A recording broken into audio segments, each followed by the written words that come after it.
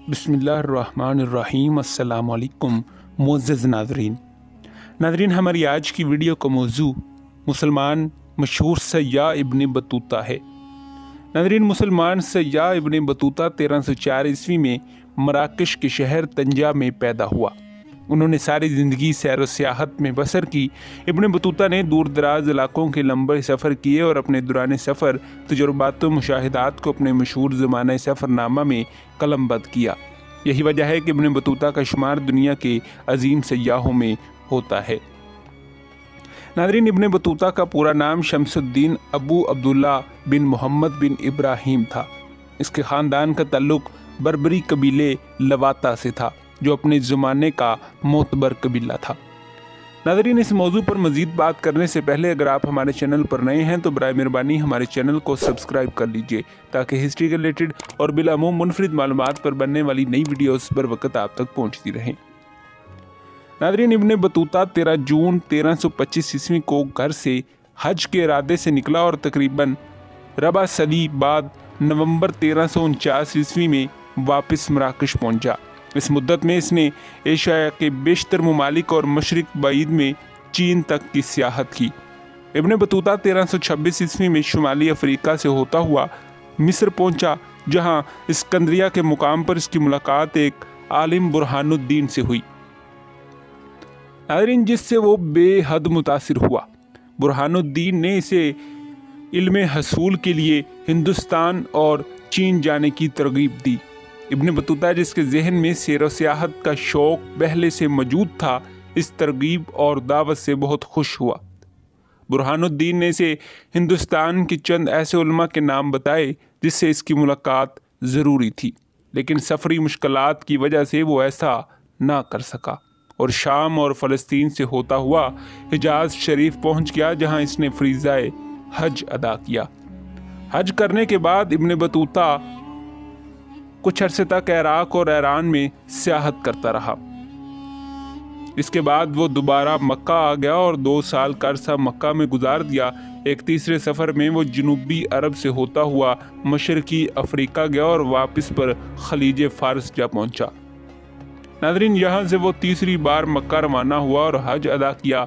वहाँ से वो समान पहुंचा और मिस्र व शाम से होता हुआ एशियाई कोचक और क्रीमिया चला गया। नाज़रीन, इब्न बतूता ने कुस्तंतुनिया की भी सैर की और वहाँ कैसर एंड्रोनिकस से मुलाकात की। फिर दरियाए वोल्गा से गुजरकर ख्वारिज़म, बुखारा और अफ़गानिस्तान होता हुआ बरास्ता हिंदूकश जा पहुँचा। नाज़रीन, जहाँ सल्तनत दिल्ली के मशहूर फरमारवां सुल्तान मोहम्मद तुगलक ने इसकी बड़ी आवभगत की और इसे जज के ओहदे पर फाइज किया। इसने कुछ अरसे हिंदुस्तान में सुकूनत अख्तियार की, लेकिन सियाहत के जुनून ने इसे यहाँ भी आराम से बैठने ना दिया। हिंदुस्तान में तकरीबन 2 साल गुजारने के बाद इसने चीन का कसद किया, लेकिन मालदीव पहुंचकर फिर रुक गया। यहाँ 1.5 साल तक ओहदा कज़ा पर फाइज रहा। फिर वो मालदीव से निकला और लंका, मालाबार, बंगाल और हिंद अक्सा की सियाहत करता हुआ चीन जा पहुंचा। नाज़रीन, चीन की सैर के बाद वो सुमाट्रा के रास्ते अरब वापस आ गया। ईरान, इराक, शाम और अरब में सफ़र करने के बाद इसने मिस्र से मक्का जाकर चौथी मरतबा हज किया। शाम में एक लंबे अरसे के बाद इसे घर के बारे में मालूमात मिली थी। इसे मालूम हुआ कि इसका बाप 15 बरस कबल फोत हो चुका है, लेकिन इसकी वालदा अभी ज़िंदा है। लिहाजा हज से फारिग होकर शुमाली अफ्रीका के रास्ते वापस हुआ और 24 साल बाद फैज़ में दाखिल हुआ। यहाँ थोड़ी देर क़याम के बाद इब्न बतूता फिर सियाहत के लिए निकल खड़ा हुआ और स्पेन जा निकला। यहाँ से वो अफ्रीकी रियासत माली पहुँचा और टम्बक्टो और गाँव के शहर देखे। तवाब और गुदेज़ के नखलस्तानों से गुजर कर वो 1354 ईस्वी में वापस मराकश पहुँचा। यहीं इसकी 28 साल हयात का हंगामा खेज़ दौर ख़त्म हुआ, जिसके दौरान में इसने तकरीबन 75,000 मील का सफ़र तय किया। नाज़रीन, अगर इल्मी कारनामों और ख़िदमात पर नज़र डाली जाए तो इब्न बतूता ने फैज़ के सुल्तान अबू अनान के हुक्म पर एक हिस्पानवी आलम इब्न जज़ी अल कलमी को अपने सफ़र के हिलात लिखवाए। इब्न जज़ी अबू अनान के दरबार में मुलाज़िम था और इंशा परदाजी का माहिर था। इसने बड़ी तवज्जो और मेहनत से इब्न बतूता का सफ़रनामा लिखा और इसे किताबी शक्ल दी। اس کی اپنے ہاتھ سے لکھی ہوئی تحریر کا ایک حصہ پیرس کے قومی کتب خانے میں پایا جاتا ہے۔ ناظرین، ابن بطوطہ کے سفر نامے سے یورپ کو آگاہی 19ویں صدی میں ہوئی، جب وہاں اس کے سفر نامے کی ایک عربی تلخیص پہنچی۔ 19ویں صدی کے شروع میں ابن بطوطہ کے سفر نامے کے بعض حصوں کا انگریزی میں ترجمہ کیا گیا۔ ابن بطوطہ کے سفر کا اصل مقصد حصول علم تھا۔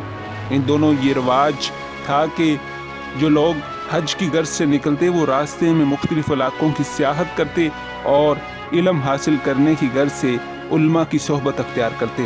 ابن بطوطہ بھی علم حاصل کرنے کے لیے نکل کھڑا ہوا، مگر بعد میں سیر کا شوق علم حاصل کرنے کے شوق پر غالب آ گیا تھا۔ ناظرین، ابن بطوطہ نے زیادہ وقت مسلمان ممالک میں گزارا۔ غیر مسلم ممالک میں قیام کے دوران بھی اس نے مسلمان علماء اور صوفیہ اکرام تک رسائی حاصل کی اور ان کی صحبت میں وقت گزارا۔ اسے سیاحت کے دوران 2-3 دفعہ قاضی کے عہدے پر فائز کیا گیا۔ پہلے وہ مراکز سے مصر جاتے ہوئے قافلے میں قاضی چنا گیا، پھر ہندوستان میں قاضی کے عہدے پر فائز ہوا، پھر مالدیو میں بھی اسے قاضی مقرر کیا گیا۔ اس سے یہ بات ثابت ہوتی ہے کہ وہ اسلامی فقہ اور قانون کا علم رکھتا تھا۔ اگر وہ مراکز سے نہ نکلتا تو شاید وہ وہاں بھی اسی شعبے میں مشہور ہوتا۔ ناظرین، ابن بطوطہ دوران سیاحت جہاں بھی گیا اسے گراں قدر تحائف سے نوازا گیا۔ بعض فرمانرواؤں نے اسے وظائف بھی دیے۔ یہ تحائف اور وظائف اس کا بڑا سہارا تھے۔ وہ ان سے سفر کے اخراجات بھی پورے کرتا اور اپنا اور اپنے ساتھیوں کا خرچ بھی چلاتا۔ سلطان تغلق کی طرح بعض حکمرانوں کی فراغ دلی کا ذکر اس نے خاص طور پر کیا ہے۔ کہا ہے اس نے تجارت کا شوق بھی پورا کیا۔ بعض شادیوں کے نتیجے میں بننے والے تعلقات بھی اس کے لیے مفید رہے۔ یہ تعلقات مالی طور پر اس کے لیے مددگار ثابت ہوئے۔ وہ سفر نامے میں اکثر ان عورتوں کا ذکر کرتا ہے جن کے ساتھ اس نے مختلف مقامات پر شادی کی۔ سفر میں بہت سی کنیزیں بھی اس کے ہمراہ رہتی تھیں۔ وہ اپنے بہت سے بچوں کا بھی ذکر کرتا ہے۔ اس کے کئی بیٹے بیٹیاں تھے تو جن کے ساتھ وہ سیاحت کی وجہ سے دوبارہ مل بھی نہ سکا۔ ابن بطوطہ نے اپنے اسفار کو تاریخ دار بیان کیا ہے، لیکن ان میں اکثر تاریخیں مشکوک نظر آتی ہیں۔ مثال کے طور پر وہ ہندوستان میں اپنی آمد کی تاریخ 12 ستمبر 1333 عیسوی بیان کرتا ہے، لیکن اگر ہم اس کے اس بیان کو صحیح مان لیں کہ 1 سال پہلے وہ مکے میں تھا تو اس تاریخ پر اعتبار کرنا مشکل ہو جاتا ہے۔ ناظرین، اس صورتحال سے قاری شک میں مبتلا ہو جاتا ہے۔ ضرورت اس امر کی ہے کہ ان تاریخوں کو ہم آہنگ کر کے لڑی وار ایک مربوط سفر نامے میں ترتیب دیا جائے۔ یہ عظیم سیاح 1377 عیسوی کو مراکش میں انتقال کر گیا۔ جی ہاں، یہی تھا مسلم سیاح ابن بطوطہ۔ ناظرین، امید ہے کہ آپ کو یہ تحقیقی ویڈیو پسند آئی ہوگی۔ ایسی مزید تحقیقی اور تاریخی ویڈیو دیکھنے کے لیے ہمارے چینل کو لائک کریں، سبسکرائب کریں، شیئر کریں۔ ملتے ہیں ایک ایسی ہی نئی ویڈیو کے ساتھ۔ خدا حافظ۔